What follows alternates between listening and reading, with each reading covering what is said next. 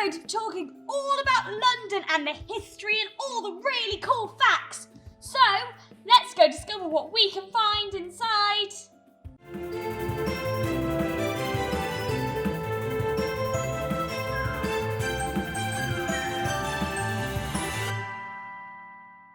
Let's go see where London is on my map.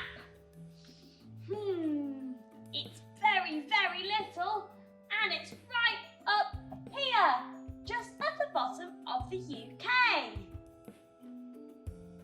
So let's go back to a very, very, very long time ago.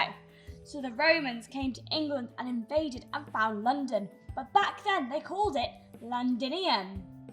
They set up a base on the banks of the River Thames to be able to use it as transport on the river to get goods in and out.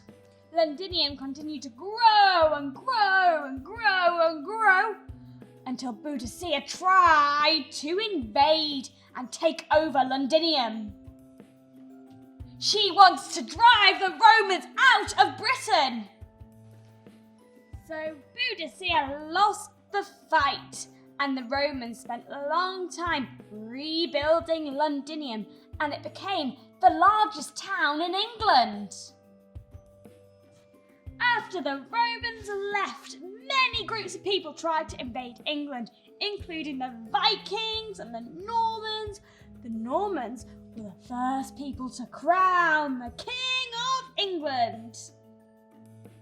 In the 1500s, half of the buildings in London were religious buildings, but that all changed when Henry VIII took over. This was the time of drama and Shakespeare, and theatre was big in London.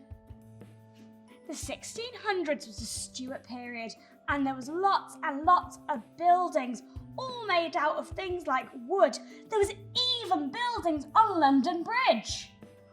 London was ravaged by a plague, and then saw the fire of London because all the buildings were made of wood. The fire of London was so big it destroyed most of London, but thankfully it did place an end to the plague. In the 1700s saw lots of buildings being made, but this time they learned from their mistakes and they made them from things such as brick and stone. During this time, we saw the start of the printing press and the newspapers. And we even got a police force, which were called the Bow Street Runners. Let's go to the 1800s, which saw the Victorian era and also saw the Industrial Revolution, which meant lots and lots and lots of growth for London. It also saw the London Overground being built. With the trains being built, it saw more people being able to go into London. But unfortunately, there were still lots of poor people, which you can read about in books by Charles Dickens. Because there was so much development because of how many people there were lots of big buildings causing lots of pollution. So London got the nickname of the Big Smoke, which we still use to this very day. London became a global capital for things such as trade, politics and finance. In the 1900s, the first half of the century saw 2 world wars, which included the Blitz, which meant half of London was destroyed. Now we have arrived at modern day London, which is the London that you and I know to this very day. In London, we have lots of people coming from all around the world for tourism, to live, and even to go shopping. It is filled with history and museums.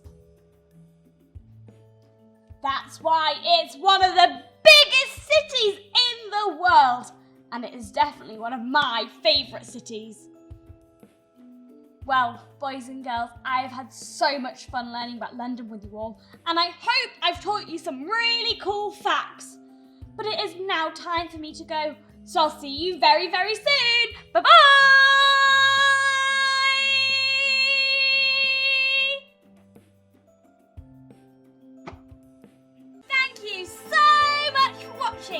please make sure you check out all of our other videos every Monday, Wednesday and Friday. And we've already got so many videos that you can check out now. Here are all of our social medias where we do lots and lots of giveaways and you can win some amazing prizes.